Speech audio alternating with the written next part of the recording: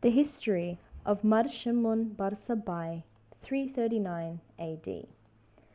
Among the names of the patriarchs of the Church of the East, the name of Mar Shimun Bar Sabbae is very important. Due to his martyrdom, his name obtained an important place in the history of our church. Moreover, we have to remember his patriarchate, as the Council of Nicaea was held during that period.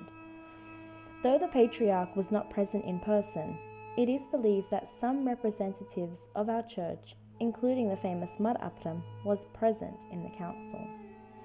It was in 320 AD that Mar Shimun Bar Sabbae became the head of the Church of the East. When Shah Paul II, from 339 to 379 AD, was the king of Persia, Constantine was the Roman emperor.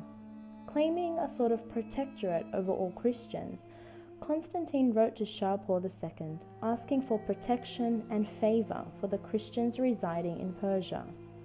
Unfortunately, both the empires were in war with each other, and the Persians were suspicious of the activities of the Christians. As a result of the heavy expenses caused by the war between the two countries, Shah Paul II ordered Mar Shimun Bar Sabbae to collect the double tax from the Christians. The patriarch refused it on the ground that his people were too poor to pay that. He did not wish to be a tax collector. Though Shah Paul II was a personal friend of the patriarch, due to the influence of the Mazdian hierarchy with which the king was surrounded, the king ordered the arrest of the patriarch and the immediate destruction of all Christian churches. The headquarters of the Church of the East in those early days was Seleucia. The patriarch was arrested and removed to Karkatlidan. The patriarch gave his farewell blessing to his flock. May the cross of our Lord be the protection of the people of Jesus. May the peace of God be with the servants of God and stabilize your hearts in the faith of Christ, in tribulation and in ease, in life and in death, now and forevermore. The greatness of this brave father of our church is reflected clearly in his most daring statement he made when he was asked to worship the sun once only for the sake of the freedom of his and his people. Mar Shimun said, "The sun went into mourning when its creator died." In spite of the repeated requests of his personal friend Shah Paul II, the noble patriarch remained firm and received the crown of martyrdom on the first day of the Feast of Unleavened Bread in 339 AD.